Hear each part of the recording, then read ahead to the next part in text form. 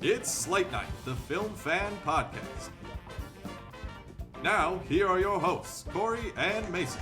Welcome to another episode of Slate Night, the Film Fan Podcast, the podcast made by film fans for film fans. We'll get into the regular spiel. We'll talk about movies that came out this week. But first, at the top of the show, I want to say if you're not one of our regulars, because we have 3 of them, so if we're at 4 at this point, we know that one of you is new. Be sure to continue to subscribe, leave a comment, interact with us in any way. We're just sending these out into the ether for mostly family friends to come up to me like, hey, watch your hour-long rant on Nicole Kidman. Not great. Not a good look. Hard to show grandmother that. But anyways, give us a like, a follow, whatever, on any sort of form or format on Instagram, TikTok, YouTube, and wherever you get your podcasts. We had a couple of notable new releases come out this week, so we'll dive into those, at least the ones that either of us saw.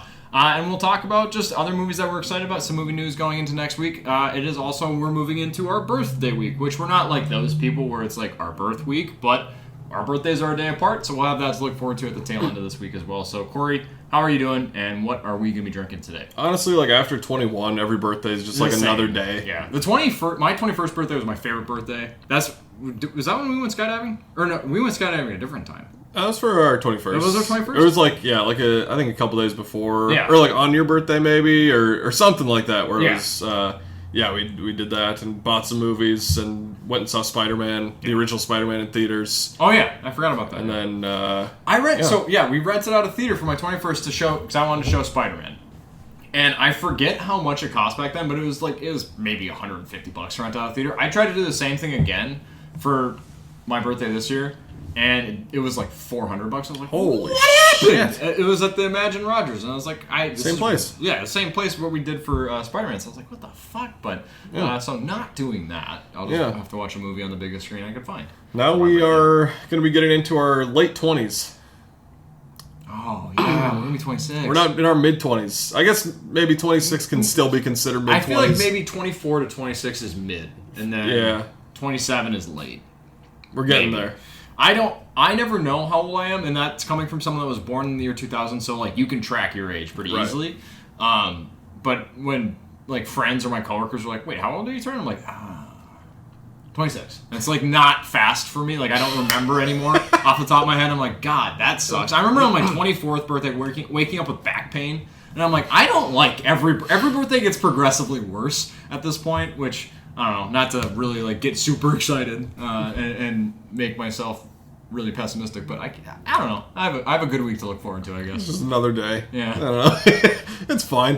Whenever people are like, what do you want to do for your birthday? I'm like, I think already by asking that, we're going to make this a bigger deal than it has to be, and we're going to put like some sort of expectation that doesn't need to be here. I just want to like maybe watch a movie on my birthday. It was cool as a kid when I could have like a TMNT birthday. Oh, like a theme birthday, or like go to a buddy's theme birthday when we're like 10 years old.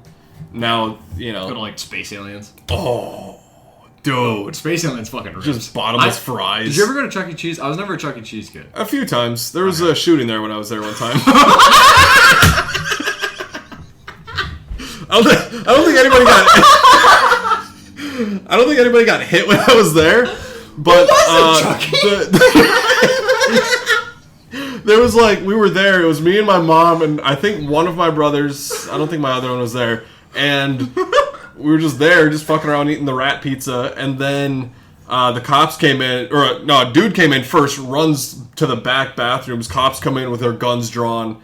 I think they fired a couple shots, possibly. I don't remember if it was outside or inside. I was probably like 6, maybe 7 years old. That's a good birthday. And I remember, I don't know why in hindsight looking back, but my mom's like, do you need to go to the bathroom where the criminal had just ran? And I'm like, no. And she's like, okay, good. Like, we're not going there. Were you going to take me there if I had said yes? But you say yes? Okay, hold it. Cool, we can't. But anyways, we all rushed out of Chuck E. Cheese. Chuck E. Like Maple Grove? I think it was Maple Grove. Yeah. I don't think it was for my birthday or anything. We were just there for some reason. It could have been a birthday, maybe. I don't know. But, so that's I'm going to try and look it up and see. That's my Chuck E. Cheese story. Chuck E. Cheese shooting in Maple Grove, Minnesota. It was a very memorable thing. Like I said, I don't think anybody got hit. Or maybe shots weren't even fired. Maybe they're just chasing somebody. And as a kid, I thought somebody got shot. I don't know. So Anything? I'm just getting a bunch of random Maple Grove shootings. I don't need to look into that. That Yeah, doesn't sound like fun. So, anyways, that's my story with the rat pizza. Is that your favorite birthday? Favorite birthday? I was getting shot at Chuck E. Cheese as a 6-year-old. Oh, that's crazy. Yeah, it's fun. But anyways, we're already a few deep in some Voodoo Rangers Juicy Haze IPA. I love this stuff. It's really good. Mason's sucking down a hams as well. I did start with a Voodoo Ranger. I don't think I've ever had Voodoo Ranger. It's something that my uncle always keeps like in his rotation in his beer fridge, which I respect. But I'm more recent to liking IPAs, so it's like, oh, maybe I'll try one that's a little bit more popular. I had one already. It's really good. There's a hams that was in Corey's fridge that needed to get taken care of. So yeah, the Voodoo Rangers, they're not a like super strong IPA. Yeah. It's a good like kind of introductory one if you're looking to get into them. But anyways, there was a few things that came out this week. The first kind of big one was The Devil Wears Prada 2. You know, we may not be the target audience as we're drinking beers and got hockey and basketball on in the background as we're stoked for both the talking Wild about shootings at Chuck E. Cheese. Yeah, Wild and Timberwolves, advancing in the playoffs. Stoked about that. My point being that, we're not really big into fashion or, maybe not the target audience for Devil Wears Prada movies. But the original movie I rewatched this week. I think you rewatched it last week. And it's such a good movie. It's awesome. It's so enjoyable. It is such a well-paced movie. It came out in 2006. Obviously, you got Anne Hathaway in the lead role. And you mentioned it last week of it being funny how she goes in and she plays Andy Sachs, wants to get a job at this Runway, the fashion magazine. She becomes an assistant along with Emily Blunt to Miranda Priestley, played by Meryl Streep. Stanley Tucci also works there. And, Anne Hathaway comes in and she doesn't really know much about fashion. And they're like, oh, it's the smart fat girl. I'm like, this is maybe the most attractive a human being has ever looked, possibly, like it's up there. And they're being like, you're a 6 or whatever the size thing was. And I'm like, I will never understand women's sizing. I don't either. It makes no sense. Like a man's jeans is just like 2 measurements: waist, length, easy. Right. And then I'm a size 6. What the fuck does that mean? Oh, Apparently 6 it's different everywhere. So I don't. Yeah, I'm so happy to be a guy. It's such a fun movie. I really like the dynamic between all the characters is fun. There's so many memorable lines too. I was telling you about one last week. Just Meryl Streep is great in this movie. She got nominated for an Oscar for lead actress, which I'm like, kind of it's more supporting. But we always see that. Yeah. But so many great lines from her. There's one where they're in like a conversation about the styles for the season, and she's like, "Why is no one ready?" And it's all the delivery. The delivery, yeah. It's like on paper that could just be a very normal line, but her delivery is great. Everyone else in the movie is super fun. So I really liked rewatching that movie this week. I think I'd watched it for the first time maybe like 2 or 3 years ago, actually. So nice to rewatch that one. Also got nominated for Best Costume Design, as you would imagine. Yeah. We'll see if the sequel gets nominated for that as well. The first one was just so charming, and it feels so quintessentially like early 2000s. So, and like not in a bad way. It's a trip down memory lane. Like it's already a very nostalgic movie, and not only with that, like it's just charming. Like it's about a subject that you and I probably don't connect with or really have much interest in, but it's just a fun movie. It's a good movie, and you got good characters and good performances. So it's such an easy movie to like, and I like.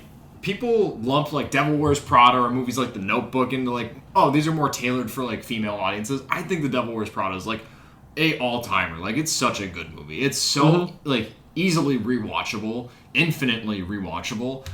If you haven't seen it, check it out. You're late to the party on it. And Devil Wears Prada 2 coming out this week. You probably should maybe do your homework and check that first one out because it's great. My first exposure to hearing about Devil Wears Prada was through The Office. Yep. In that cold open where Michael had just watched it, and then he comes in and throws his jacket at Pam, and then just throughout the day he's like, "Get me Armani on the phone," just from his office. A suit? You want a suit? On the phone! I love just like the early 2000s Office, like references to things, and that was one of them.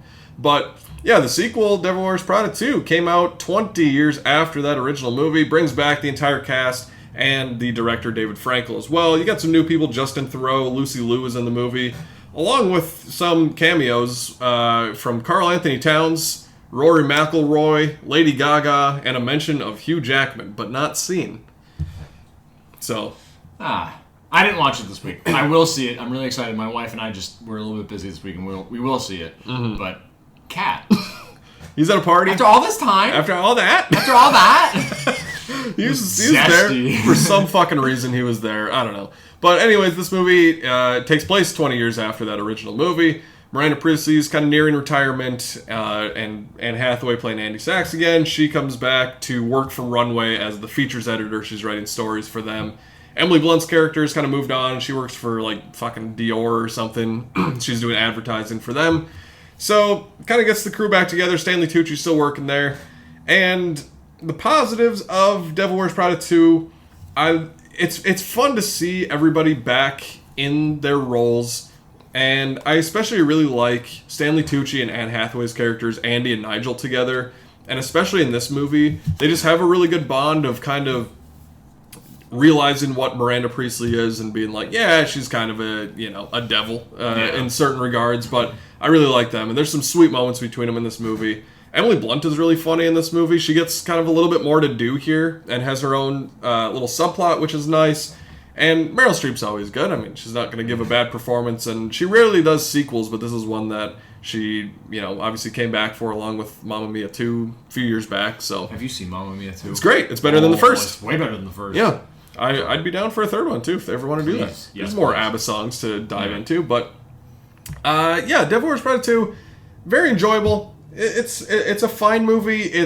I had a okay time watching it, and I appreciate that it's not on a plot level the exact same as the first movie. Right. They kind of do some different things and bounce around a lot, but that also kind of leads into some of my issues with it, where kind of like I talked about with Michael last week, where it feels like it's just speed running through things and kind of bouncing everywhere, and it feels weird because a big message of this movie is kind of how, like the first one, the Runway magazine was the physical magazine was such a big thing, but transitioning now into it being all online and on social media, which like that's a good way to take this story, and how that's changed and everything.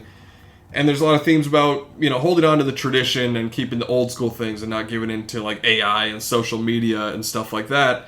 But then the movie itself, just on a filmmaking level, even though it was shot on a lot of locations, which I appreciate, and like real places, it does have that digital, glossy, artificial look to it, which it's just, there's been so many side-by-sides of the original movie and this one, where it's just the original has the grain, it has like texture and, I don't know, like a character within itself almost. And this movie just looks like, it just feels like a Super Bowl commercial sometimes, where all of these characters got back together for like a 30-second ad, and they're like, hey, we're reprising our roles for a second, but we're here, and it's really glossy and bright. That is a really good comparison, because that's, not that the trailers have been bad, but that's kind of how the trailers have already felt, of like being Super Bowl ads, and like just in the look alone, like granted trailers are promotional material, but it's just the look of it looks like, within the structure of this film, or the film in its entirety, it does have that kind of sheen over it, of it just looks too smooth, it looks too clean, which granted technology evolves and it changes. It's just, it sucks when it's to the detriment of the look or like the charm of a film.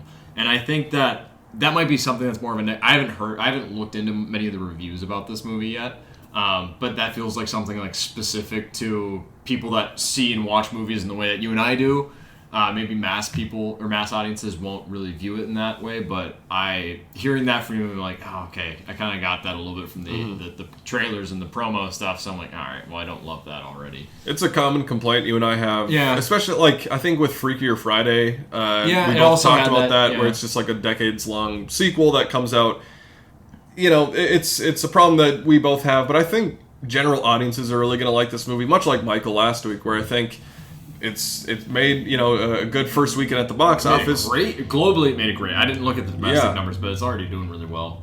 And there's obviously a big fandom for The Devil Wears Prada, and big fan base for it. So I think that people are going to enjoy this movie. It gives you more of the characters, their fun interactions. You get more, if you're into the fashion stuff, you definitely get more of that.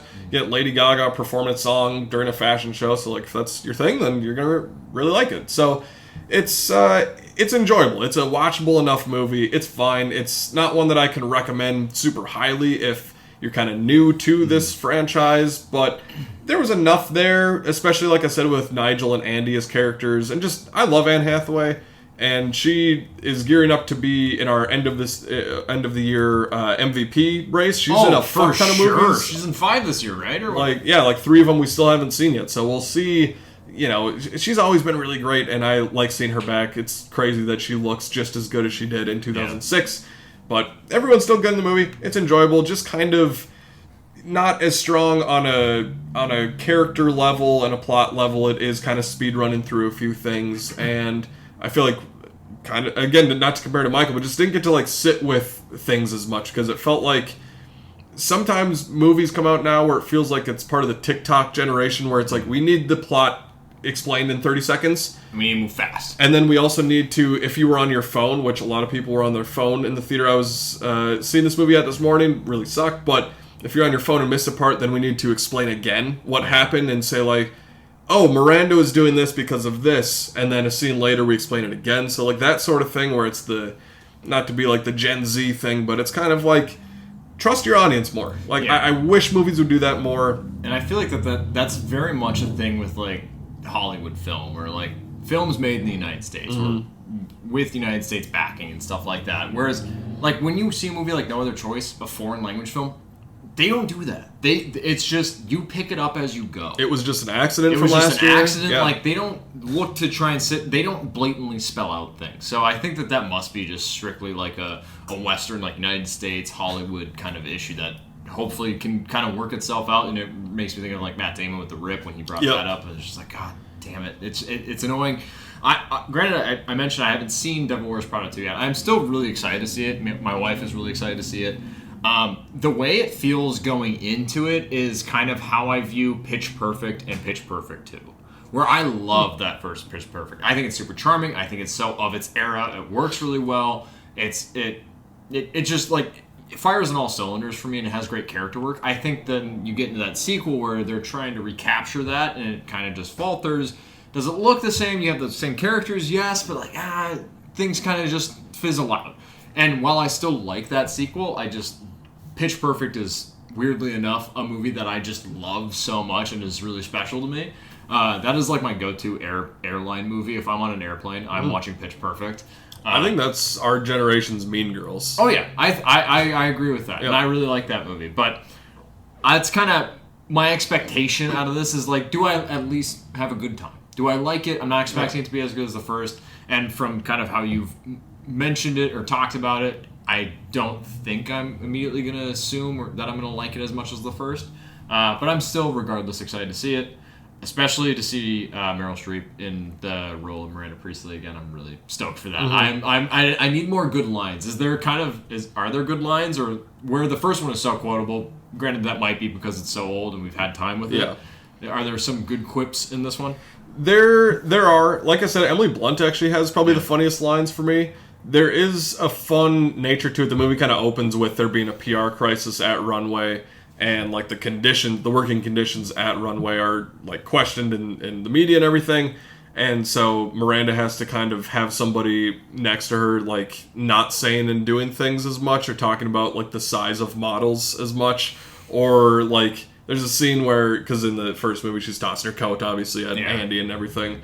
But in this movie, there's just a funny scene of her like hanging up her coat and then just being out of breath afterwards, being like, wow.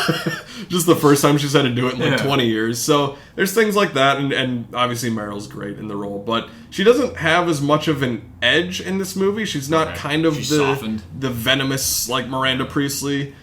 So it's kind of what I appreciate so much about that first movie is like, you don't really connect with her at all, but then there's one scene where she's talking about getting divorced with Andy, and she's just really like opening up and breaking down, and that's such a like notable scene because then she switches right back after that, and she's like, all right, I need to get back to Miranda Priestley mode. But this movie, there's a lot more of her kind of opening up and being vulnerable, which I guess is character, growth over these movies. But I kind of like the vibe of that first movie where she's just mean to everybody and everyone's cowering when she walks into her room. Sharp, But it's, overall enjoyable. I feel like a lot of movies this year I've kind of given a B grade to, but like this fits in there. It's enjoyable. I think we both had it on our top 10 movies for the summer for highest grossing movies. So I think it'll definitely be in there. Just it's kind of a crowd pleasing movie. Pretty fun for any fans of the original too. Yeah, I'm excited to check it out this week. The new release from this past week that I was dead set on going to see was Hokum, which is directed by Damien McCarthy, who did Caveat and Oddity, which I've spoken about previously. This is coming starring Adam Scott, Peter Coonan, David Wilmot. It's about a horror writer. This film kind of gave me like Shining isms to it, where it is about a horror writer that's traveling to this Irish inn to kind of scatter his parents' ashes. He's also in the midst of finishing a book trilogy, so he's trying to toil and handle that, but he's unaware of the property being potentially haunted by a witch. And especially this honeymoon suite that is something that is basically blocked off from all of the visitors of this inn. I really was excited. I think the trailers have been great, and not to bury the lead too much, this movie was, I think, really well directed, well written. It's not the scariest thing I've ever seen, but it uses its scares really effectively. There are some of the scares do boil down a little bit into like jump scare territory, but it does it so well that it didn't piss me off. Whereas some films, a lot of like the Conjuring universe or Annabelle films, they kind of rely on jump scares. This film, it uses them, but it works. I think Adam Scott plays a really refreshing character where he is a writer, and as the lead character, he's almost just 100% unlikable at the very start. Like, you're kind of relating to him just with the struggles he's going through as the film kind of gradually presents things and reveals things, but he is outwardly just the biggest asshole and narcissist to people. And I think I was really blown away by the balls of the movie to try and convince me that eventually I'm gonna have to care about this character. Because some movies, I'll write that character off of like, no, I already don't give a shit. You don't deserve good things. You're gonna get stuck in a shitty situation. In like typical horror movies, oh, you're the douchebag? Yeah, you should die. This dude's an asshole in this movie. And I'm like, okay, like, yeah, you're an asshole, but I'm starting to see where you're kind of coming from. Not that everything you're doing of like burning a bellhop's hand is 100% justified, but I kind of see where a lot of your frustration lies and where it's kind of boiling out from. So I really liked the performances. There's an aspect of this film where it is kind of like a chamber piece. We have a small list of characters, maybe 5-6 characters, and Adam Scott. Adam Scott's character getting locked in this honeymoon suite pretty early on in the film and having to figure out a way out, but also he's trying to figure out more about this mystery of a missing girl. Is there this witch aspect that he's heard rumblings about? I was just really taken by this film, and I never fully knew where it was going. It's not the most unpredictable thing in the world, but I just went on the ride of watching this movie, and I think it was a great kind of character study. Yes, with horror movies and like the elevated horror genre, sometimes it's like we're gonna talk about grief and look at grief or regret and stuff like that, and like, yeah, it has notes of that, but I think it's done so like poignantly and in a way that I found to be really refreshing, especially how his writing kind of reflects how he's feeling, and how you see that at least in the beginning and the ending of the film of him working on that cap to his trilogy of I forget, I don't remember what the name of the trilogy was. It's just like the Conquistador kind of adventure stuff.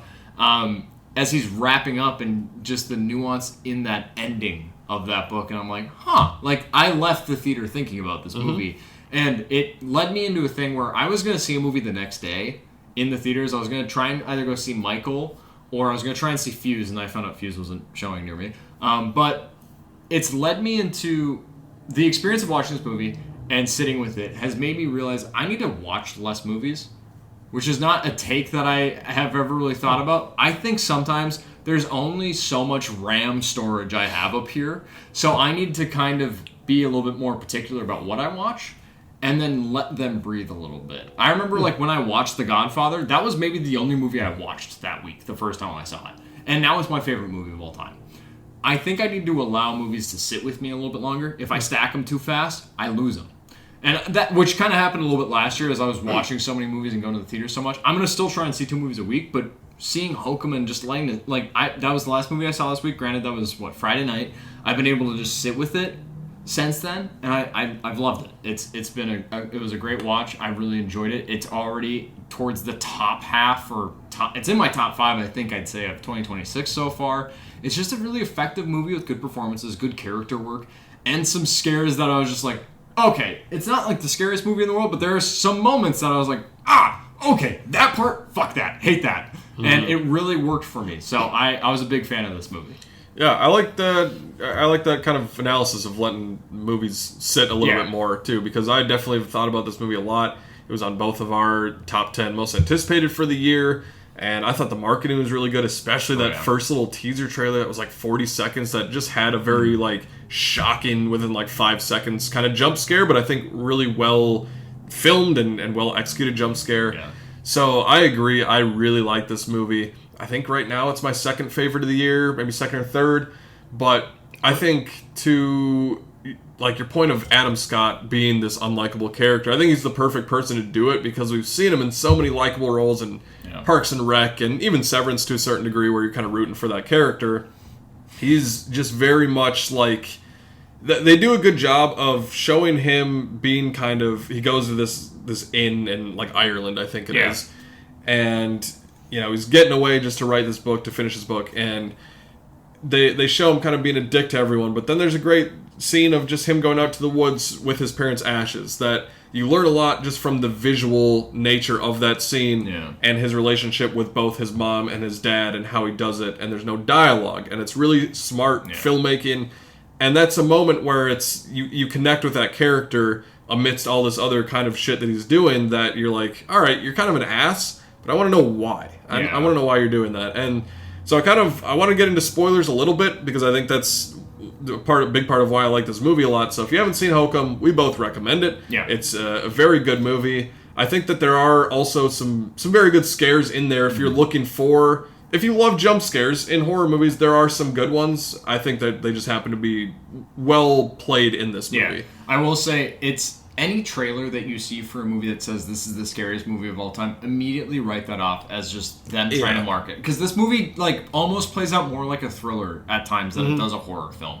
Or like a mystery film. Because he has to try and figure out how the fuck he's going to get out of this honeymoon suite. How is he going to make it past this potential witch and stuff like that. So I get why it's marketed as a horror film. It is a horror film, but it's not a very scary... Like, it's horror film clothing for a...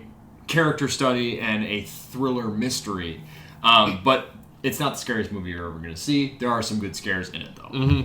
I think for me, and I'll talk about Oddity in a second, too, because I watched that for the first time this week, but Damien McCarthy, he just, I don't know, the way that he presents things scare me more that even aren't, like, horror scenes, really, because there's an early scene in this movie where Adam Scotty's drinking at the bar, and then he goes to bed, and the hospital staff come back in, and he's just hanging in his room when they open the door. That's terrifying. The way that was shot, that got me too. I was like, "Fuck!" Like that's not a jump scare. It's not a demon. It's not anything. It's just like so matter of fact. It's like oh fuck, this is real. Like there this is. Yeah, it's there, and so stuff like that really works for me in this movie. But as he gets in and he's trying to figure out what happened to this missing. Fiona, I think her name was in the the hotel staff. He's figuring out what happened to her, and he gets down to the honeymoon suite, and he gets trapped in there. And there's just so much great tension, even with like the presence of this witch. And they establish that if you draw a circle with chalk, that you can be. It's like the sea bear circle from SpongeBob. It's a protective barrier. Yeah. Which I'm fine if you establish those rules in the movie and stick to them. Cool. Yeah. I'm fine with that, of however you want to do that. But even just like the witch is coming through and her hand's coming through the door and he's trying to get the circle drawn and she's coming through. Like it's just good tension. It's scary. And there's good visuals of it's in that teaser trailer, but like the dude with like the kind of rabbit ears or whatever that's on the TV. Like that's such a good jump scare in here. And there's just, I don't know, a lot of really good tension that I appreciated, but it kind of leads to him going down in this dumbwaiter and going down to the tunnel and everything. And it all sort of coalesces into him dealing with the grief of killing his mom when he was a kid, accidentally with a gun. He was just playing around with his dad's gun, it goes off, he killed his mom. leading back to that ashes scene, you know, where he very gently places his mom's, and then he pours out his dad's very aggressively because of what happened after he killed his mom, and obviously, like, even to a certain repercussions of killing a man's wife, yeah, and like you even understand the dad being frustrated with a son for doing that, so it worked for me really well there. But there's just a great scene of like these kind of demons and witches, whatever, like dragging people to whatever, the underworld or whatever they set that up as. They don't explore it too much, which is to the film's benefit. Yes, 100%. It keeps it scary. It's way freakier. It's way more scary. I really appreciate when films are just like, you can film it. And it's going to be worse. Your imagination is going to be scarier than what we show you. And there's just a lot of teases throughout the movie of showing his mom as a ghost, kind of comforting him. Like, initially, I think she kind of scares him a few times in the movie. Yeah. But then towards the end of the movie, she comforts him and just, like, puts her hand on his chest and is like, it's okay.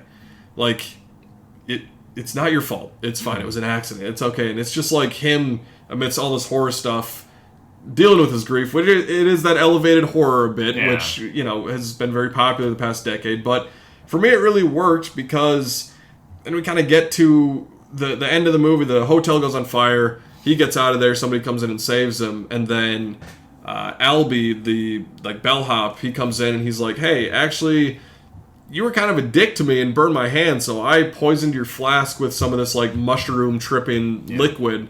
And so it presents this idea of, did any of that shit happen, or was it all in his mind, and was he just in his hotel room on his bed just tripping out, dreaming about going into this honeymoon suite, which, I mean, very heavily implied that none of it was real, and it was just him, and then the fire started or whatever. So, but again, it's just kind of like that conversation coming out of the theater, like, what do you think happened? Like, if you're with people. How do you view it? Yeah, and I think that that's what elevated this movie, because I really liked it throughout all of it. I'm like, this is good. There's some, like, for me, some good scares that kind of worked for me. And I'm like, I like it. I like the atmosphere of it. I like being in this room, kind of a video game almost, of figuring out how to get to this door, how to do this thing to get the dumbwaiter to go down and all that stuff. But then that really elevated it for me. And then especially that book ending that you talked about with this, you know, writing his novel, and you see it at the beginning and the end of like they're trying to, a father and son trying to break open this bottle with a map in it. And he's like, I don't have anything to break it on. I'm going to use my son's head to break it open. It's something hard that's going to break this glass. Yeah, and then he's like, all right, no, son, you need to do it. Son throws it away at the end, and then they hug, and then you see the bottle next to, like, a skull over the next dune, which I really liked. I think that's a perfect thing, playing into the grief that this character was going through, of just kind of, you know, the thing that may guide you into your next step in life may not be the most obvious, whether it's throwing away a bottle in a desert in a fictional thing, or going to an inn and retreating away and dealing with your trauma and dealing with your grief. It may not be obvious at first, but it'll keep you going, keep you staying hopeful, and it'll kind of work out for you in the end. So just a lot of things that in those last few minutes of the movie really worked for me. Yeah, I was really surprised just at how big of an impact the ending kind of had on me.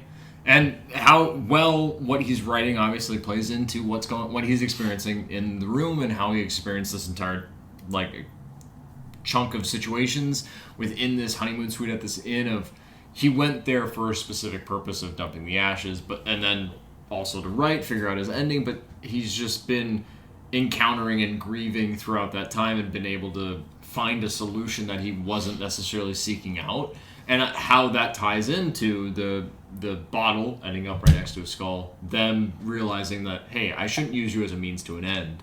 Like, that's not the way that this works. We are each other's solution. We can figure this out. And then, it will work out. So I really liked it. I have to say, there's not a lot of movies, and I talk about this with horror films specifically, there's not a lot of movies that scare me, or a lot of scenes that I remember recently that have really rocked me. There is a shot, and I don't want to give too much away, but it does involve the witch, and it involves the dumbwaiter, and it's just so, again, matter of fact, presented, like similar to when you see Adam Scott hanging in his room. It just is just presented so plainly, and it was like, oh, fuck, I hate that. Just like, there's a couple of times where they really got me, but this movie, I think, was just so interesting. And not only that, it is a small cast of characters. They do a good job of endearing you to the other surrounding cast members. I think it's Jerry, who is the guy that potentially killed his wife. Everyone kind of maybe knows that he killed his wife, but they don't know the reasoning behind it or what the circumstances of that was.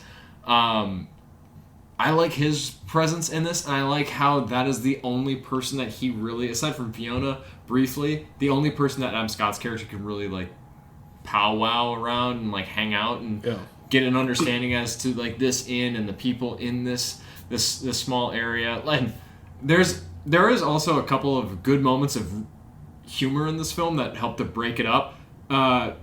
As Adam Scott's arriving to this inn, he sees a man outside with a crossbow cleaning up dings on a car because he shot a goat, I think it was. Because the goats randomly just will stand on top of the car and be loud. And then there's a shot later on of just a goat back on top of that car, and I laughed out loud at that. I was like, that is so fucking funny. I really am impressed with Damien McCarthy's work. I haven't seen Caveat, but I have seen Oddity, and I really did like that movie, and I thought that was really a refreshing movie. This movie, again, it's one of the best horror movies I've seen. It is similar to, like, when I mentioned I go and see a lot of horror movies in theaters just because I'm looking for a late night with the devil. This is that. This is a late night with the devil for me. It's just that I feel like this one has a little bit more... I feel like I've seen the marketing for this one a little bit more, so people are a little bit more tipped off. The theater I went to was packed for this. Granted, it was at the main cinema, which is more of an art house theater in Minneapolis, so people that go there are people that watch movies a lot. But it was really nice to watch this with a big crowd. Some people were really reacting to the scary bits, like this was like an Annabelle creation type situation. Like, no, we're not here for that. We're here for like something really scary, but also something more. So it's a really good movie. I'm just, like, so relieved it was good. For how excited I was for this, how high it was on both of our anticipated lists, I kind of wish the trailers maybe showed less. Yep. Not that really affected my overall, like, enjoyment of the movie, but I'm like, I feel like some of these things could have paid off better if I knew nothing of it. But a massive recommendation on my part. I love this movie. 100%. And Damien McCarthy, just after watching Hokum and then Oddity this week, which is his previous movie that came out in 2024, I'd always heard about it. I know you watched it, like a month ago or something like that. Yeah, it might have been more in the winter, but really, really good movie. Again, just kind of captures a great atmosphere within it as this medium is trying to find out the truth behind her sister's murder, and kind of with her husband that's still alive and his new mistress that he's taken on. And it's pretty much just in one house. Again, I think in Ireland. I think Damien McCarthy is Irish, so it makes sense that a lot of his stuff is set there. Yeah. But it's, this medium, and she has this really fucking creepy wooden mannequin that, again, just like the presence of it there, she brings it in and she's just like, hey, he's gonna sit at the table. And his mouth is open and he has weird, like, vials in the back of his head. And he's just a strange looking guy that's just always in the background, even if it's just a dialogue scene. It adds a lot to it. Again, that atmosphere that I think both with Oddity and with Hokum, Damien McCarthy does a really good job of. And it's a fun, kind of almost more investigation movie, kind of in similar fashion to Hokum, where she's just trying to figure out what happened, how is the husband involved, how is this mistress involved, how are people at this mental hospital involved. There's just a really great, I don't remember if I think it is the opening scene, but the sister who eventually dies, she is, somebody just like knocks on the door and he's like, hey, somebody just came into your house. You need to get out of there. And she's like, no, I went to my car for a second and came back in. Nobody came in. He's like, no, I saw somebody coming in the house. And she's like, do I believe this guy? Yeah. Is he trying to get in and kill me? Or, do I go look around my house? What is it? It's a great setup for the movie. And it's a very good way of telling a story out of order. And it's very subtle in the way that it does it, where it'll show you a flashback scene that it doesn't set up for, really. But it just kind of shows you it, whether it's at this like mental hospital or somewhere else. But it just goes back to the main story. And it's a very smart storytelling thing. And I really like this movie. Again, I think that there's just so many good visuals of things in the background, and there's like a camera set up at a certain point taking pictures, and you just see little things in the darkness that come about. I like that horror imagery over jump scares. Yeah. I think we both prefer that. So this one worked for me really well. I thought performances were good. I liked the location of this house and just the layout of the house I thought was really interesting. Just like this basement and then just kind of wooden walkway above it that kind of plays a role later in the movie. So it was good. The only maybe it's not even flaws, I guess, but the husband character makes very drastic decisions where he kind of wants to, a little bit of a spoiler alert for Oddity, but he kind of sets out to kill his wife because he's having an affair with somebody else. Mm-hmm. And he's like, all right, well, I don't want to lose my house in the divorce, so I'm going to just kill my wife. And I'm like, do you need to? Like, you could probably, it's your house. Like, you'd probably find a way around this. It's probably all right. Like, not good that you're having an affair, but whatever. So the husband character, obviously the villain, and then the movie ends with, there's this bell, this kind of, I think it's the same bell that shows up in Hokum. I know he's talked about, like, connecting some of the movies in a subtle way. But it's like, if you ring this bell, this haunted bellhop will come and get you. And, like, he opens it up and he's sitting there after the end of the movie and he ends up ringing it. And I'm like, you don't need to do that. Yeah. I get that it's him being very arrogant that he kind of got out of this situation and thought that he could get away with anything. But I'm like, why take the chance? Yeah. Maybe just don't ring the bell. You're probably fine if you just throw it another way or just set it outside and don't ever touch that again. But very impressed with Damien McCarthy. I can't wait to watch Caveat. He is one of my new favorite faces in horror that for me, he has good jump scares that actually work within the movie for me. It's a tough thing to get right, but also great imagery and good characters, good stories in both of these movies that I really liked. Yeah, I like that both Oddity and Hokum are basically chamber pieces set mostly in one location, I'd say, or in different rooms of one location. And one thing with him being more of an Irish director, all these films having ties to like Irish folklore and stuff like that. The cast also being predominantly Irish, and me not knowing a lot of these casts has been really great to it. Like, obviously in Hokum, I know who Adam Scott is, but it's just nice watching a movie where it's like, oh, this character, I don't know them from anything else, so they are this character right off the get-go. Whereas, like, oh, I watch a movie with Tom Cruise, it's Tom Cruise until, like, maybe 20 minutes in when he's actually that character for me. So I really do like both these films. I haven't seen Caveat like you. I'm excited to check that one out eventually. I think it's on Shudder. But I want to thank, she's not watching this, but I think her name is Abigail Broadway now, Abby Coles, who we went to high school with, who recommended Oddity to me maybe the first week we started this podcast. So way back when. So I finally did get around to watching Oddity, and now that you have too. Great recommendation, awesome horror film, and it's led now into Hokum being one of our most anticipated, and also a movie that we both love already from 2026. The other film that I was able to catch in theaters, this is me mostly just, I had time after when I got off work, and there's a theater near me showing a movie right at the right time, so I went and saw Mother Mary, which is a movie I was relatively excited for. It's directed by David Lowery, who I really love his work on The Green Knight.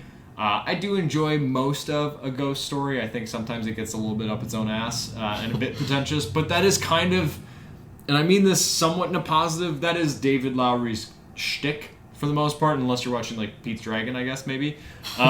This film is starring Anne Hathaway, Michaela Cole, and Hunter Schafer, who I love Hunter Schafer. Cuckoo is such an underrated and I think an underseen horror film from Neon that came out in the past couple of years with Dan Stevens in it. Really great film. Hunter Schafer is fantastic in this, or in that, and also in this. This is one of the many Anne Hathaway films for 2026. This film follows Anne Hathaway as she is this established, almost prolific pop star. And you've kind of, without seeing it, you've kind of compared it to Vox Lux, and watching this movie, I get that comparison. It makes sense, actually. But this movie is about these two characters of Mother Mary, played by Anne Hathaway, reuniting with her estranged best friend, who is also her former costume designer for all of her shows, played by Michaela Cole. Character's name is Sam Anselm, I think. And she is doing this on like the eve of a comeback performance. Something horrific happened to Mother Mary during her last performance some time ago, and she's taken a little bit of a brief hiatus film kind of details a little bit more about that. I don't want to give it away here just because I want you to watch it roughly, not I do know want to too watch much. this, yeah. But this movie does play out, and I'll need to check the exact runtime, but this movie does play out as one big, long conversation between two people that used to be friends. And they still are friendly to each other, but they're obviously not as close. And they're trying to unpack how they hurt one another. And their career paths since then, how they helped each other, how they hindered each other. I feel like the marketing of this, it's hard to market a movie like this. I don't know, like they kind of lean into the horror imagery in the trailers and the psychedelics, which are an aspect of this film, but this is not a horror film. This is, again, similar kind of to Hokum. This is a character movie about these two characters just unpacking the effects of a friendship that is no longer. And I found that to be really refreshing. And I found the performances by Anne Hathaway and Michaela Cole fantastic. Like, they were sensational together. They have great chemistry. Michaela Cole is one of the most interesting looking people I've ever seen, and she gives amazing performances. Her line delivery is so powerful and soft. It honestly kind of reminds me of Meryl Streep in Devil Wears Prada, to try and keep that tied and relevant to the other movie that we talked about from this week. But it's just, she has so much power and handle over a scene, as you can hear every single rev of an engine. Street racing outside. Street racing outside. Holy We're filming this and shit. recording this at 8 o'clock on a Sunday. Not our usual time, but jeez. I don't even know if the mic's picking that up, but I think it did the other week. a little Unbelievable. fucking fart. At the end. Again, if you couldn't hear that, just street racing. Yeah, it was just us pausing to listen to that. But I really did like this movie. It does kind of get a bit too long in the tooth of them unpacking their relationship, their falling out, but also how their shift in relationship, their shift in their friendship is tied to potentially a spiritual entity. And I'm like, okay, that's where we're getting some of that horror aspect. It is a pretentious film. And David Lowery, who I do enjoy, I like The Green Knight, I like most of A Ghost Story. Those films are pretentious, but visually arresting movies to watch. They're both very, very just spectacular things to look at. The Green Knight I love. There's just so much stuff within that movie where just like the color grading is fantastic. Mother Mary is very much the same, but it does sometimes get a little melodramatic. Sometimes there's not enough, I think the film is too afraid to commit one way or another to a horror. Like, it fails to commit to a genre for me, to where I'm like, I don't know what you want this to be. Granted, the story, what's happening, the conversation of these two people of just dealing with the grief of their friendship falling out, and the hints of their romantic relationship too that are kind of alluded to. I'm like, okay, I like this, but what else? Like, what? Cool, that's great, but what are we doing with that? I feel like it kind of faltered on that. And with it being a long conversation and a movie just about these two people kind of reconciling a failed relationship, it gets to be a bit long in the tooth, to a point where I'm like, okay, where is the ending? Is the ending in sight? Are we going to get there? This movie's almost 2 hours. It's an hour and 50-ish minutes before credits. And while there is good imagery, great performances, poignant and good conversation between two characters of just a friendship, a relationship falling apart, not working, and how they have felt the effects of that into their current lives, I found that to be refreshing. But it was just like, and? Oh, that's it. Okay. So it's not like a bad movie. I think it's well directed. I was missing the reasoning behind it. I thought it was good performances. I thought there's some good burns in this, specifically Michaela Cole just throwing it back at Anne Hathaway's character, who is kind of the easy target because she is the pop star who gets all of the recognition for everything that she does great, whereas the costume designer is like, no one's really looking to talk to me. Like, you wear all of these things that come so personally made out of what I've lived and my experiences, and you get all the credit for them. But they're things that I've made based off of how I've lived. So it's like, why don't I get the credit for those? And I'm like, that conversation's great. But it didn't surmount to, I feel like, enough for me. I was going to say I would recommend this. It's hard to recommend this movie to a lot of, like, a mass audience. I don't think there's a massive clamoring or a big mass appeal for this movie, but I still did enjoy watching it. It's not my favorite of 2026. It's kind of in the middle ground somewhere in there, but if you're a fan of David Lowery, you might, and you know how he makes films and what his films tend to kind of feel like, be like, you'll probably be in good hands seeing Mother Mary.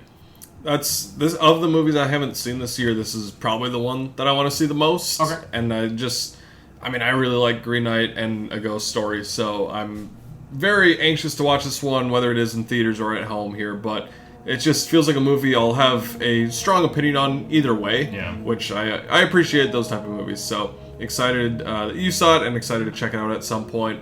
But this week, with Michael coming out last week, I talked about that one, and I enjoyed that movie. I liked it. And, it broke a lot of records with its opening, became the highest grossing biopic of all time, or the highest opening weekend for a biopic, surpassing Oppenheimer globally. And then domestically, it beat out Straight Outta Compton, which had the record before. And I'd never seen Straight Outta Compton, so I decided to watch that this week. I've had it on Blu-ray for a while, and that's part of my mission this year, to watch a bunch of movies I own and haven't seen before. And growing up, I love listening to NWA as a white kid from Buffalo, Minnesota, not dealing with the streets at all. Not only that, but I think, so we were sophomores when this movie came out. The seniors that year, we did senior shirts every year for what that graduating class was. They wore Straight Out of BHS, Buffalo High School. And I was just the majority of them all being white kids that definitely don't listen to NWA. I totally forgot about that, but that's so true. That's what I linked this movie to. That is such a good point. It's white kids from Buffalo repping this movie. But between that and between our buddy Cal, who is an old school rap fan, I remember just in college, he listened to a bunch of shit. Sometimes he listened. What's up, Cal, if you're listening? But he loves old school rap, so just, this kind of reminds me of him as well. And it came out in 2015, so over 10 years ago, which is crazy. But F. Gary Gray directed it, and it stars O'Shea Jackson Jr., Ice Cube's kid, as Ice Cube in the movie. Corey Hawkins as Dr. Dre. Jason Mitchell as Eazy-E, who, looking through his filmography, I've seen him in a couple other things, but he's really good here. He's really good as Eazy in this movie. He steals the show. O'Shea is awesome as his dad. That's a crazy performance to try and tackle and do in and of itself, but Eazy-E, Jason Mitchell, fantastic. Unbelievable in this movie. And then you have Neil Brown Jr. as DJ Yella and Aldous Hodge as MC Ren. Interestingly, Arabian Prince, who was a founding member of NWA and who left in 1988, I think it was, right before NWA got big, he's not included in the movie at all, which I understand for making, you're making a 2.5 hour movie. I think the theatrical cut's 2 hours and 20 minutes. I watched the unrated director's cut on the Blu-ray, which is 2 hours and 40 minutes. So you get 20 more minutes of the movie, which is a bit more of the music, the performances that you see, and then a really good scene with Eazy trying to bring guns onto one of their onto one of their tour buses. Paul Giamatti's what are you doing? You can't bring a gun on there. So it's just a very, tied to a lot of things that I grew up with, and I love this movie. This is immediately one of my favorite music biopics of all time. I think its strength is focusing on the group as a whole, and then diving into Ice Cube, Dr. Dre, and Eazy-E, and the three of them get pretty equal time of how much you care about these characters. My one flaw with it is that DJ Yella and MC Ren don't get as much, even though they are very talented people, and I really like their work. Yeah, I understand why they're not the focus of the movie, because you have Dre and Cube and E, so it's you're not... I understand you have a certain amount of time to do it, but I love seeing the different kind of eras of it, even within a short amount of time, where you see the forming of this group, and then you see a lot of the basis for their music, where they're getting just searched by police for just kind of standing on the sidewalk or whatever, and get stripped down and get searched for drugs or whatever it is. And then you kind of see, how in LA, the Rodney King riots back in the late 80s, early 90s, I forget exactly what year it happened, but how that impacted them as well. And then also just the internal things of the contracts and the money negotiations of, Ice Cube not getting enough money and then going off and making a solo album and doing great shit, and then doing disses on fucking NWA. Diss rap didn't start with fucking Kendrick and Drake. This has been happening for a long time. I mean, arguably, that is one of the best diss tracks between the two. Like, Drake and Kendrick going back and forth was some of the best Kendrick we've gotten. So. Certainly. For us, absolutely. Yeah. But back in the day, like, Cube and E going back and forth at each other, like, we didn't live through it really, but it's great shit. So seeing all that stuff, and then kind of the different record labels that they have, and then... with Eazy-E too, he died from AIDS, and just the impact that had on Cube and Dre in their years. So there are a lot of things that they tackled in this movie that I thought was just reined in really well by F. Gary Gray and the creative team here. I just love seeing the group together, and especially in the Detroit concert where the Detroit police meet them before a show, and they say, guys, you cannot play Fuck the Police at your show because it's going to incite riots, it's going to incite violence, people are going to get fucking amped up about this. Yeah. And they're like, okay.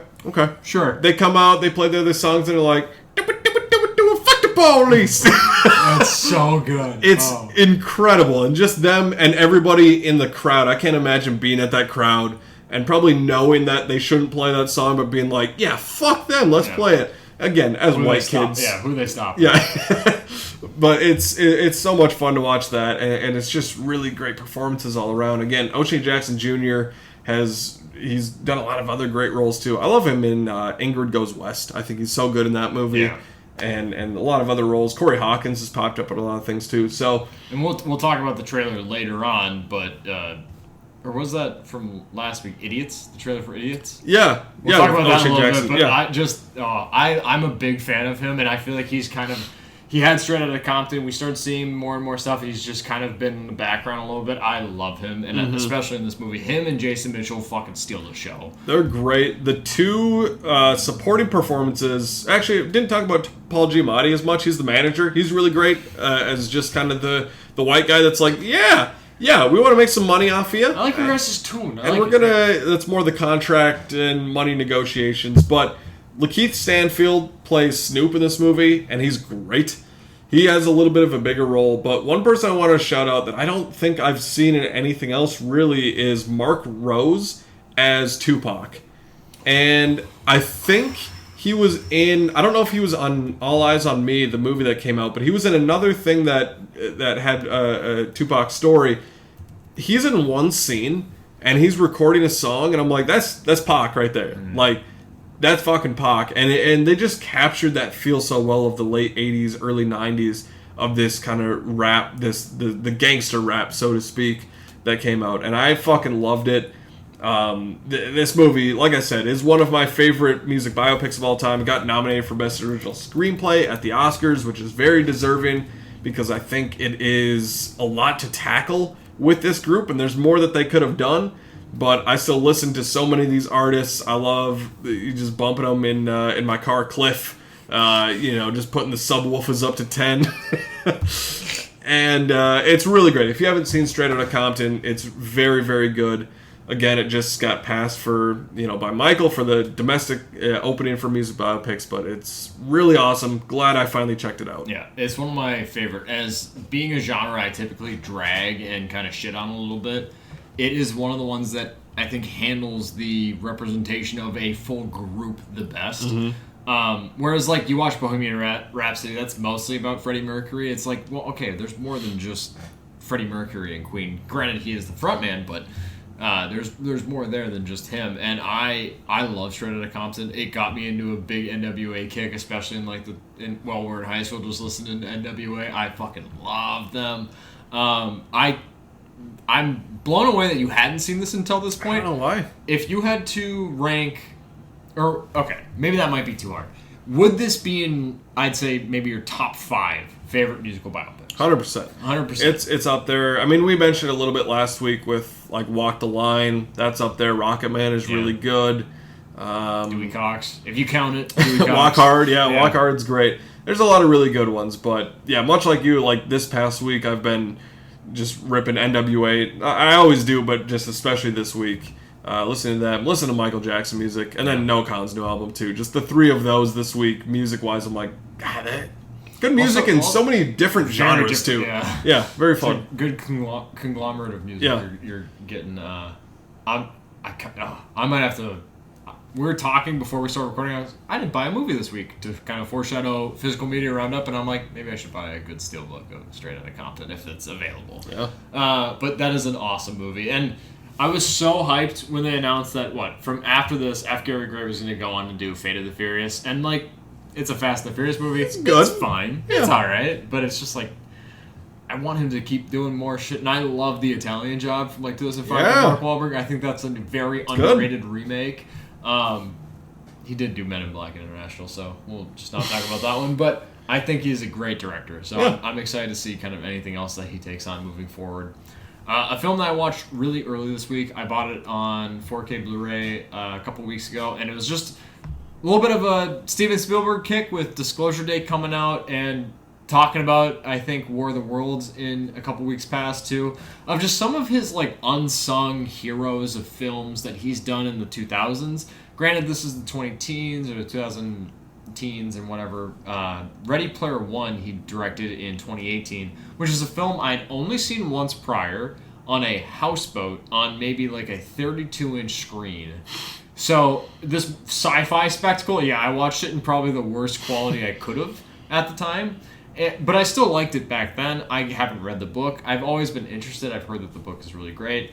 Got Ty Sheridan, which I feel like Ty Sheridan came out and was just in everything for a little bit. And then he was in like the new Fox X-Men kind of slight reboot or whatever they were doing with their fucking timeline at that time. Mud is really good. Mud, oh my god. Yeah. Mud is fantastic. Underrated. Massively underrated movie with him and Matthew McConaughey. Olivia Cook's in Ready Player One, as well as Ben Mendelsohn, who plays the villain. Simon Pegg, Mark Rylance, and this was right around the time where I'm like in love with Mark Rylance with Bridge of Spies and just being like, holy shit. One of my favorite things I've ever read in my life is the play The Death of a Salesman. I'm a big fan of that show. I've read that play many times, and I think Mark Rylance would be the perfect Willy Loman. That's beside the fact, if you've never read Death of a Salesman, that will be lost on you. If you haven't read Death of a Salesman, read it. It's a great play. But Mark Rylance is in this as like kind of a quirky individual who developed this oasis, which is this virtual reality that people are able to kind of link into and explore their greatest kind of desires. They can earn coins. They can play different games. Basically, whoever they want to be in their outside world, they can do it. It's almost like not Half-Life, but I can't even think. What is Dwight Schrute creates Second Life? No. What it's when he's the manager. Oh, yeah. I don't remember specifically. Yeah. I know what you're talking about, though. You can create basically the life that you've always wanted to live in this virtual reality. And it's all about Ty Sheridan wanting to save the Oasis because Mark Rylance's character has passed on, but he has left an Easter egg, and whoever finds this Easter egg within the world of the Oasis will then have complete ownership of the Oasis moving forward and can kind of direct how it will be utilized moving forward. While Ben Mendelsohn is a huge media conglomerate, or he is a CEO that's wants to take over the Oasis. He wants to find the Easter egg for nefarious reasons, and he wants to be in charge. But I found this film to be just infinitely watchable. It's just so fun. The visual effects are good. It is a bit like a bit too much with like the pop culture references. Yeah. All the Iron Giant, and which like from what I've heard, the book kind of has aspects of too. But just seeing it in a movie, it's like, okay, rein it in a little bit. I don't need the DeLorean doing laps around the fucking Iron Giant fighting Godzilla. Like, it just feels too much like what's pop culturally relevant. Put it all in a movie together. It's like, okay, cool. I'm sure that's in the book, but in the movie it plays a little bit different. But I still did really enjoy the movie. I like the characters. Nice. Thanks. I had to get that out. I'm sorry. I was just gonna come Really out spit out that last word. I needed to. But I really enjoy this movie. Again, Steven Spielberg, even in his like 2000s on, with The Fabelmans, with Lincoln, with Catch Me If You Can, with Munich, with War of the Worlds, he's still a sensational director. And if any other director had that run of films that didn't have the name or the notoriety of Steven Spielberg, that didn't do Jurassic Park, Schindler's List, Jaws, all the great classics of our time, Raiders of the Lost Ark. any other director that had the 2000s run of Steven Spielberg on to present day, we would talk about that director being one of the best directors ever. But no, still the same guy. So I think that this is such a fun film. I think it kind of got a little bit of a bad rap. I can't speak to how well it adapted the book because I didn't read it, but I fucking like this, and it made me want to go read the book. So if anything, I think that has to be some sort of a positive. Like, if you can convince me to sit down and read a massive sci-fi book, the movie's fucking awesome then. I really enjoyed rewatching it on a better screen than the first time I saw it. But yeah, it was a Oscar nominee in 2019 for Best Visual Effects, which is kind of, you could tell by watching it, this is a spectacle. And while there are a lot of member berries of different pop culture references, it is still a fun time with characters that I actually cared about. I was surprised by it. So yeah, I enjoy this movie. I like it. I remember the Shining sequence. I really liked. Awesome sequence, yeah. Yeah, just, I haven't seen this since theaters in 2018. I don't know why I specifically remember this, but I remember seeing this at the Buffalo Cinema, a theater that has since closed down that we both really loved, in 2018. And the morning after, we had like a field trip that day. So I knew that I didn't have to like do much the next day. So I'm like, I can go see Ready Player One and like not have to do homework or anything. Yeah.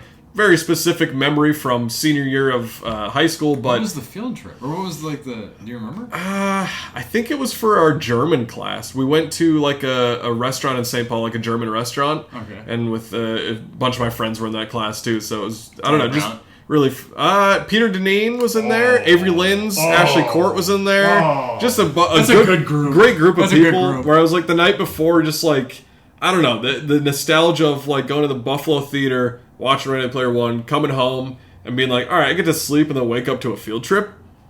That's great. That's one of the, like, you can't replicate that feeling of waking up, regardless if you're in elementary school, middle school, or high school, waking up knowing that you're going on a trip the next day for school and you don't have to do anything. Yeah. And that morning just feels different. Like, the air feels different. Yeah. Oh, my God. It's incredible. Field trip air, fucking, if I'm about to die, hook me up to that. That could cure me, dude. Oh, my God. That shit's great. That and fucking hams. Oh, shoot me to the moon. So that's what I remember about Ready Player One. I enjoy the movie. I think it's good. Again, not one of Spielberg's best. I think it does get into a little bit. It's like too much at a certain point where I'm like, reel it in, like you were saying. Yeah, but I think on screen. Yeah, pretty solid movie though. I enjoy it. Moving into TV stuff from this week, we did have the 7th episode of Daredevil Born Again season 2. And I want to start out by saying we got a shot of Avengers Tower in the skyline shot of one of the first episodes, or the first scenes of this. And I point that out because in the Netflix era, it was always the New York skyline. You're like, is Avengers Tower going to be in the background? Like, before it was a part of Disney, you're like, they're going to put it in there. You see it, and it looks, looks like sort of like it did in Thunderbolts with the Watchtower type look. So, anyways, just wanted to mention that. But the big thing with this episode is it's the kind of trial of Karen Page, with Karen getting captured at the end of the last episode and going on trial for helping out vigilantes. One thing that I love in this episode is that Brett Mahoney comes back. He is the cop that was in Daredevil and Punisher, who was always just popped up for an episode to help, and then kind of went away, popped up again to help. He's a great character. We haven't seen him yet in the Disney era, so it was awesome to see him back. Popped up here again to help. Yeah, right. Just a little like, hey, I can get you out of your cell for like 5 minutes. Yeah, like, I'll do what I can. That's all that I can do, really. So, really enjoyed seeing him back here. There was a line that I liked, I think it was pretty early on in the episode with Fisk, where he was, obviously, again, spoiler alert for Daredevil, but just post the death of Vanessa, and he's talking to, I think it's Heather, in his office, and he's talking about how, like, love is a prison, but he never expected to be in that prison alone, which is a really interesting, at least for him to, like, experience love with Vanessa in a prison, in a way. It's just kind of in retrospect looking at it, and then being like, I'm alone in this, in adventure now. I don't know, that line just kind of stuck with me, and I happened to write that down. A couple other little things just to point out in this episode. We get a Luke Cage mention, which is pretty exciting. Jessica Jones comes back in this one, which I'm happy she's back in this episode. And, she's talking to Matthew Lillard's character, and he's like, hey, Luke Cage is overseas doing the Lord's work. Whatever that is. Doing something. I don't know, some mission that he's on. I'm assuming that he may have a cameo in the last episode, or we'll see him in season 3 with Iron Fist, as they've kind of teased in social media stuff. But really like seeing Jessica Jones back too, and just like her and Daredevil talking on a roof about their plan. There's just something about that in the last 2 episodes where I'm like, yeah, this is good. Daredevil. Looking over New York and just being like, all right, what are we gonna do? I'm like, this feels right to me. This feels really good. The other things I wanted to mention. There was one scene, a couple issues that I had, I guess, with this episode, where one of them is there's the court trial for Karen Page, and then Daredevil is the lawyer along with I forget the other lawyer's name in the show, but they're doing the case, and then they leave and they go into the parking garage, and the AVTF immediately starts shooting at them. And I'm like, I don't know if there's no cameras. Like immediately after, like the trial's not done. Yeah, and you're like Fisk has directed them to shoot the lawyers and the witnesses in this case. I'm like, really? It's more of like, you guys didn't want to like. I feel like it makes more sense and doesn't stretch credibility as much if you were just like, they pull up to a traffic light and then there's a car on either side, or do like a setup like that, not like, oh, you guys are leaving the place and you're rushing to your cars. Here we are, like, with fucking automatic weapons. We're just in the courtroom, and it's like, I don't know. A little bit of that, I'm like, we could have tightened up the writing there a little bit. Nikki M. James is Kirsten McDuffie. That other lawyer along Matt. Which I thought it was...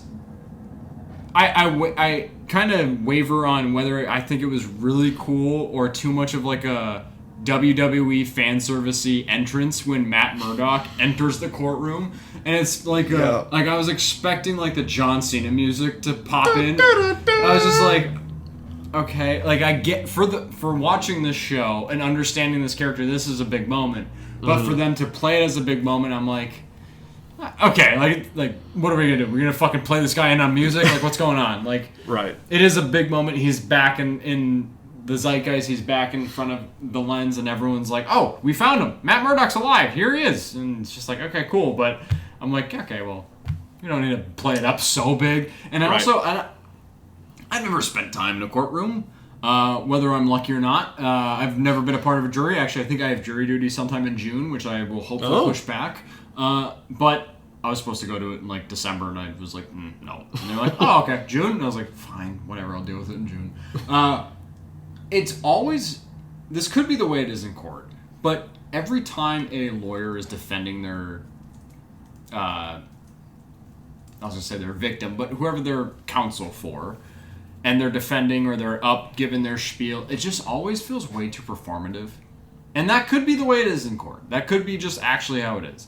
Part of me doubts that. It just feels too theatrical in what they're saying, how they're saying. It's so perfectly written. It's so eloquent. I'm like, can we, like...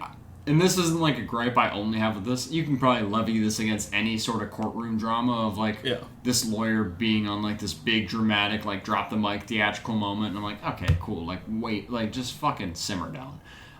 It just, I might have watched this in slightly worse mood than I was anticipating. And I was just like, kind of tired of this now.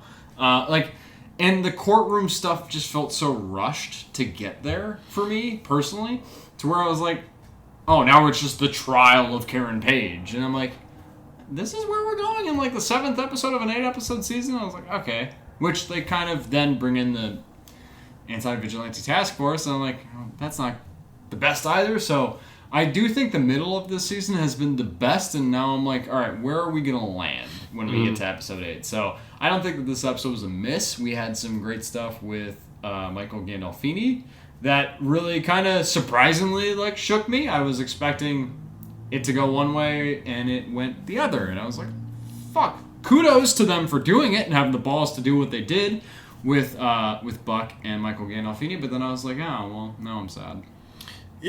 That was definitely like, you know what I'm saying, right? Even if I blatantly just said what happened, just spoiler alert. If you know, we'll talk about it in a second here if you haven't seen this episode, but yeah, kind of the other part of the episode is Daniel and BB. Yeah. After the end of the last episode, he's like, all right, I'm going to let you go. Like, just run away, do whatever. He goes back into Buck at their meeting place and is, he's trying to talk him out of it. Very shocking and very, I think, effective ending for the episode where Buck just shoots him in the head. And that's it. Yeah. Feels very Sopranos-esque to the Gandolfini nature of it. I also am like, Daniel and BB could have just drove away. Tried to run, yeah. Or they also know where Buck's going to be at. They set up this meeting place, and he's like, his back is turned to them. Like, you could have just knocked him out or shot him or something. Yeah, fucking. Done whatever. But it is kind of a sad ending for Daniel. I actually like that character, so I'm kind of... I don't know. I feel like we're going to feel his absence. I really have grown to love him throughout the show, so I'm like, I don't love, at this point, Heather Glenn. I don't love that therapist character anymore. I've kind of like she's fine. If they wanted to move off her, I'd be like, cool. I'm also kind of already getting tired of like the anti-vigilante task force, so I'm happy that hopefully this season could potentially resolve that. Maybe I don't know. It depends on what they do with Fist in this last episode, but yeah, I'm just kind of everything's kind of wearing thin in this episode. Felt it a little bit in maybe last week's, but 5 and 6 were so good, or 4 and 5 were so good. And now 6 and 7, I'm like, okay, like we're still good, but it's starting to show some seams. I'm like, wrap it up. Yeah, we get the like eval scene with Karen and Heather in the like police station or whatever, where they're both going back and forth and like, hey, we both have been with Matt before and that kind of thing. Yeah, it's fine. I don't mind it. I do kind of enjoy Bullseye. Daredevil sets him free early in the episode, and he helps out like save the governor in the scene, and he's just kind of like, all right, see you later. Yeah, I do like that part of their conversation. Colorado scored. They're up 1-0. Fucking damn it. It was when I was talking. It was still 0-0, and I looked over and I looked back. Now we're down 1-0. Minnesota Wild and the Timberwolves really shelled out this past week. We didn't talk about that at all. One of the best nights in Minnesota sports. Yeah. Both winning series and in the game 6. Once Timberwolves against Denver, and then Minnesota obviously closing it out against Dallas. But now the Minnesota Wild have to play probably the hardest and the best team in the NHL, still in the playoffs for the Stanley Cup. So, we have that going on in the screen next to me. So, it's a bit upsetting. I don't like the fact that Colorado has the lead right now. I hate the Colorado Avalanche. Fuck if them, you're a fan of the dude. Colorado Avalanche.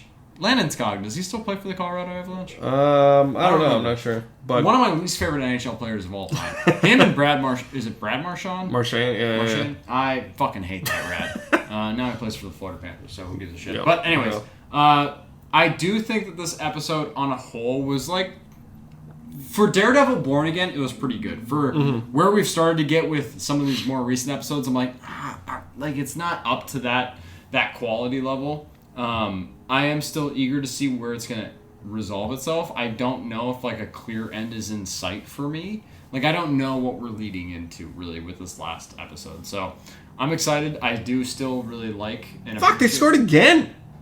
The fuck is that bullshit? Okay, so we're not going to focus on the score because it's only going to just apparently pile up. Okay, I do hate the Avalanche, but their jerseys are kind of sick. Fucking hell. I don't hate their jerseys. But, yeah, I don't love this. We need to win this game. We need to win one of the first two. In Dallas. In Colorado. We can't let them walk out with both wins and then come to Minnesota. It does hurt that Eck and Brodeen aren't in, but this is kind of a sports show at this point. Yeah. Again, one final note on Daredevil. The episode ends with Matt praying in a church. And, we talk a lot about him being in a church. We like that. But it was funny to me because he's just, like, asking for guidance and being like, I need help, I need whatever. And then Jessica Jones shows up. She walks in and, kind of teeing up this final episode with them working together. Yeah. And just to me, it really signaled that if you pray hard enough, a very hot woman will just walk into your life. And figure it out for you. So I'm going to just keep praying harder. That something will happen here. After we got off track with the Wild, the one thing I do remember, I like the dialogue between Daredevil and Bullseye. Of him being like, part of me wants to kill you, but part of me knows I need to forgive you. Mm-hmm. And I was like, again... You guys are really writing Matt well this season. Yeah. They've really cracked that, so I was really excited. But I hope that that's not the last time we see Bullseye, because it literally is just like a peace, I'm out, see you guys, I did it. Like, he's got to come back. He's got to help within whatever the ending of this season is. But I still, overall, this season is, like, the first season pales in comparison to the second season of Born Again. But it's still not perfect. And I think that that kind of was exemplified within this most recent episode. Yeah, well, it was still good, just kind of, all right. Yeah, we'll cover the finale next week. Very excited to talk about that. Very quickly, just Maul Shadow Lord. We had episode 7 and 8 leading up to May the 4th, which is actually tomorrow. We have some Star Wars things out on our set here for the audio listeners. The third best Star Wars film ever made. The third best Star Wars film ever made. Which, actually, I think I probably like it a little... Or I probably placed it a little bit higher than you. It's in my top 5, actually. The Last Jedi is. Well, yeah. Empire, New Hope, would you put Force Awakens up Force there. Awakens. I think Return of the Jedi maybe a little bit above it. Yeah, it's we can't get into Star Wars right now. That's going to take too long. May the 4th is on Monday, which is tomorrow. Yes, so it's exciting that the Maul episodes are coming out. The finale on May the 4th, kind of a nice little fitting thing there. Just a couple things I want to mention there. The show is still continuing to be great. There's a awesome lightsaber fight between Maul and the 11th brother, who is another Inquisitor that comes in. 11th brother and Marok fighting against Maul in a lightsaber fight.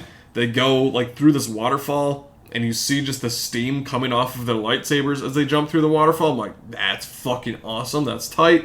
There's a really great kind of prison break speeder chase that happens in episode 7, I believe it is.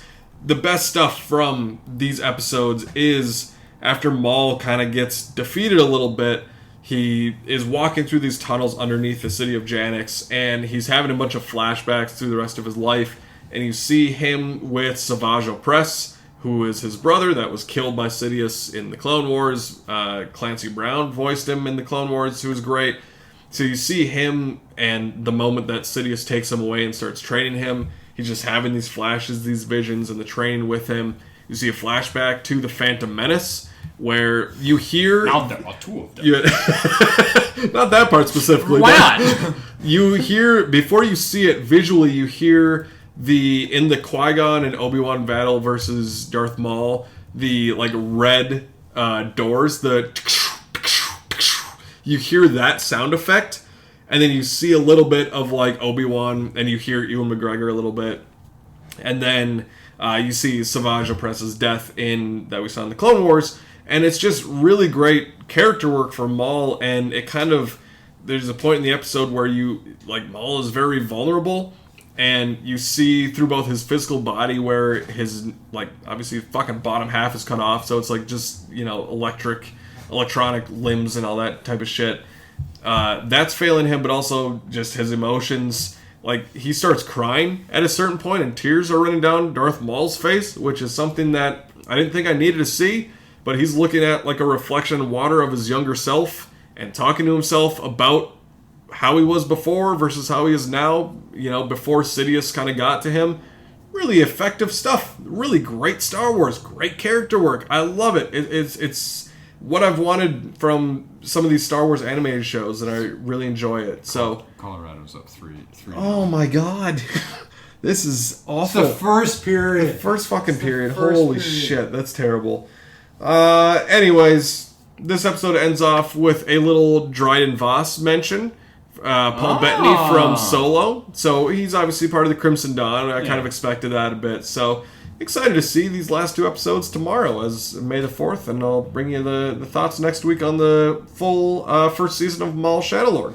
Yeah, I still haven't checked it out, but it is one of the more recent Disney Star Wars streaming things that I've actually relatively been interested in, so I'll probably check this one out likely later on when it's done airing, but I am kind of excited about it. You've kind of piqued my interest on it. Moving into the new releases for this upcoming week, Friday, May 8th, we will have a couple of releases, one of which I'm really excited about, and I think we've already kind of planned that we will probably go see together Friday morning, is Mortal Kombat 2, which is directed by Simon McQuaid. I have no fucking idea. I've seen so many behind the scenes featurettes of him talking about his kind of love for Mortal Kombat.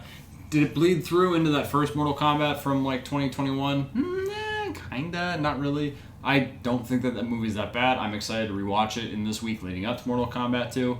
In this one, we're finally getting fan favorite Johnny Cage, played by Carl Urban. Also, we have Hiroyuki Sanada rejoining the cast as Scorpion, as well as the rest of the cast of the Mortal Kombat family, basically filling itself out. Wild scored. Oh shit! Okay.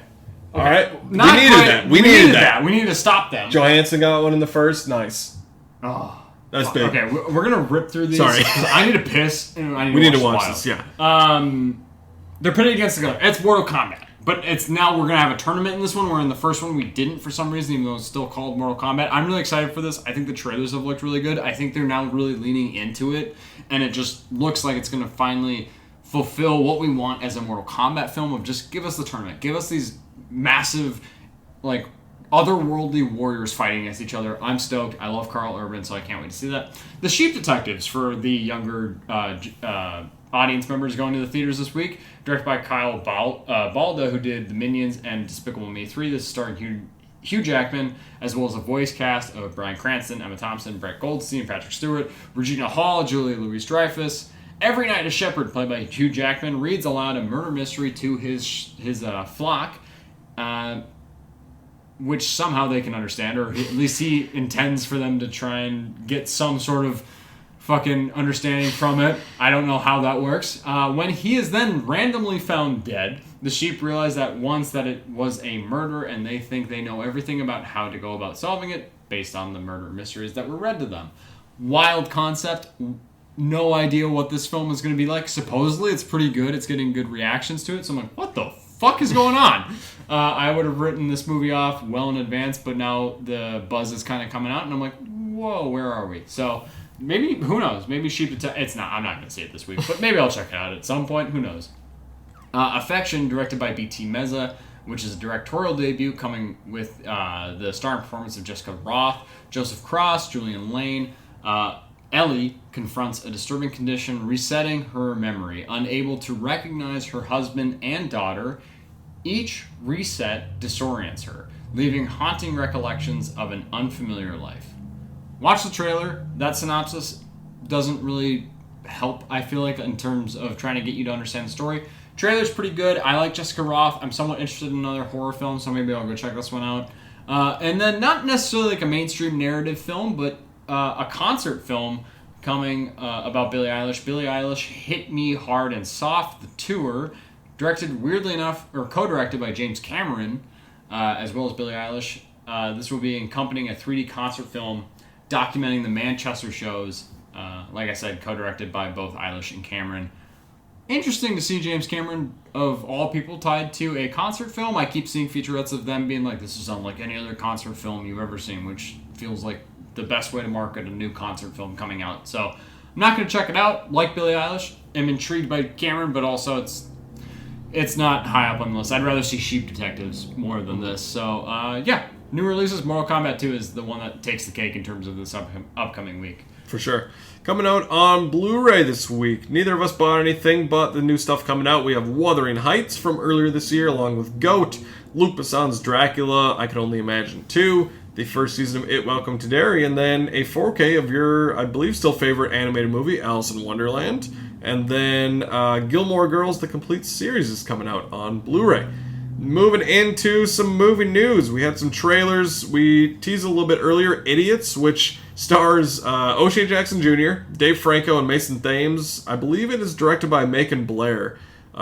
He did Blue Ruin? No. He was in some of those movies. Also directed The Toxic Avenger, the new one, which I don't really care for, but Blue Ruin. Yeah, he's been an actor in a lot of I forget what the fuck is the director's name? I don't know. Of Blue Ruin, Green Room, and all that shit. I'm blanking on it right now. But anyways, he's directing that movie. We had another trailer for Jackass Best and Last. And then, Wild scored again. Let's fucking go. 2-3. That's big time. Boys that is back. big time. Boys are back. Ryan Hartman got a fucking goal. Nice, Finally. boys. Holy shit. Okay, we need to finish this quick. Jeremy Saulnier. Yes, thank you. Blue Ruin and Green Room. Yep. Anyways. He was the director of those. And then Jackass Best and Last had some TV trailers for Spider-Man Noir, which comes out in May, I believe, later May. House of the Dragon Season 3 coming out in June. And then a trailer for Verity, another Anne Hathaway movie. And then Resident Evil, the Zach Kreger movie coming out in September, I believe. That was kind of the trailer I really liked this week. Austin Abrams seems like the lead there. Really pumped for that one. I haven't actually seen any of the Resident Evil movies. I know they don't really tie into this one, but I'm excited to watch through those. Oh, okay. I don't know, just check them off to get the them list. off the list, yeah, I guess. But the Resident Evil trailer was awesome. Idiots was a surprise. That trailer had me laughing so hard. I'm already sold. And again, O'Shea Jackson Jr., Dave Franco, really excited to see their chemistry. Jackass Best and Last. It was kind of a good trailer. It's the greatest hits. It's people that I randomly grew up with and grew up watching. We watched Jackass all the time in my house growing up. And now seeing them almost reflective and at a state in their lives where they're like, we did all this crazy shit. We can't do much more. That's why this is the last one and it has to be. Understand. Still really like the trailer. Spider-Man Noir, I can't wait to watch that. It's something that I never really thought I needed, but the trailers have really won me over, as well as all the other promo material. The posters have been really great too. Resident Evil, I can't wait to see Austin Abrams in another Zach Kreger movie. He stole the show for me for Weapons, and I think that this looks very scary, very weird, out there. The shot of the door and the legs just clapping around, I was like, what the fuck is that? So I'm sold on that. I've played some Resident Evil games. I'm not a diehard for the lore of that game series. I've only seen half of Welcome to Raccoon City, and then I did not continue watching that rental I had that then quickly expired before I could finish it, and I'm not sad about that. So I'm pretty excited with the good conglomerate of trailers that we've got this week. I haven't watched any Game of Thrones, House of the Dragon, Kingdom of Seven Nights, Kingdom of the Seven Nights. Nope. Night of the Seven Kingdoms. There you go. Makes way more sense than Kingdom of the Seven Nights. I haven't watched any of that, so obviously I didn't watch that trailer, but good for you. I'm sure you're going to love it. I'm excited for it. A few other movie news things. Kind of an interesting thing that I'm curious about. The Django and Zorro movie. A kind of cross between Django Unchained and Zorro, which there was a comic written by Quentin Tarantino and Matt Wagner in 2014 following Django Unchained. Looks like this movie is kind of following that up. We don't really have, we don't know if Jamie Foxx is coming back, but Brian Helgeland is going to be writing it. He wrote LA Confidential, which I think he won an Oscar for, and then Mystic River. He also directed 42, the Jackie Robinson movie. Weirdly enough, that's what I equate him to. That's what I think of first when I see his name. It's a good movie. Yeah. But I'm very curious about this one, just to see that crossover. It could be really fun, and kind of a good way for Tarantino, if he's not going to direct more movies, kind of like this and Adventures of Cliff Booth, to keep his legacy and his touch going a little bit through those movies. Iman Vellani as Miss Marvel. She's coming back in Avengers Doomsday. Andy Serkis kind of, I guess, pulled a Tom Holland / Mark Ruffalo and spoiled this. Yeah, I love that. Not a huge surprise, really. No. We expect a lot of these people to come back. Also, a new Blair Witch Project movie has been revealed by Lionsgate. Dylan Clark's going to be directing and writing the script. Sounds like some of the original stars are coming back as well. Margaret Qualley is going to be starring in a remake of The Possession with Callum Turner. I actually haven't seen Possession from the 80s, maybe, or something. But I know it's kind of a cult classic, and Parker Finn, who did the Smile movies, is coming in to do this one. So excited to watch that original and watch this new one. We had a couple release dates for the new Narnia movie from Greta Gerwig, which officially is titled The Magician's Nephew, the very first book in the Narnia series from C.S. Lewis. I think I've read about half of that book when I was a kid. Didn't finish it, but I like the world of Narnia. I enjoyed those movies as a kid, especially Lion, Witch, and the Wardrobe. Never seen or read anything Narnia. Really? So I'm excited in the lead up to this to watch at least some of the Narnia movies. I don't know if I'll watch all of them. I grew up with that first one especially. I watched that one so much as a kid. I really liked it. So the kind of big thing here is that it is a Netflix-produced movie, and it was going to come out this fall, but it has moved to February of 2027, and then it doesn't debut on Netflix until April of 2027. That's great. That's 3 months. I fucking love that. That's what we need more of with these movies funded by streaming studios, giving them time to sit in theaters. And then a couple of notes on the DC Universe. Lanterns, the show, is going to be coming out on August 16th. And then we had some news that The Authority movie, which was announced by James Gunn a while back, said that the script wasn't really working. It's not going to be a part of this initial DC slate at this time. maybe in the future, but initially it's not really going to be there. I don't know much about the Authority, so I'm fine with that. Yeah, from all I've heard is that the Authority is very similar to what The Boys on Prime has become. So it's that the DC's approximation of what The Boys is basically. So I'm not too upset about that. That feels like a very James Gunn project though, so I'm surprised that he, as the sole writer of that story, couldn't crack it. Find that interesting. Really excited about more Blair Witch Project stuff. I like Iman Vellani. Ms. Marvel is probably still my second or third favorite Disney Plus Marvel show. That's insane. I love Ms. That's Marvel. insane. I think that show is so good. It's so charming, and I love her as Ms. Marvel. She's good. She is done so dirty in the movie. Is it just the Marvels? Where her costume design in the show, fantastic. When she shows up in the movie, ass. Horrible. New costume, just immediate downgrade. I can't stand it. I think it looks like shit. Hot take I have, or a harsh take maybe. It just really pisses me off because the costuming in the Marvels is really good, except for hers. I think Django and Zorro is something that I feel like is kind of a pipe dream, and I don't know if I actually believe that that's going to come to fruition. Also, then do you have Jamie Foxx and Antonio Banderas come back to reprise roles? Who knows? We'll see, I guess. But if that does happen, I still will see it opening day. But that will do it for today's episode. We have The Wild playing, and I've needed to piss since before we started talking about movie news. So, actually, before we even finish talking about what we watched from this past week, so I'm going to burst. Thanks for joining us for another episode of Slate Night's Film Fan Podcast. In the world of film, it's not what's on screen that's the most important. It's about who's next to you in the theater. From Mason and I at Slate Night, that's a wrap.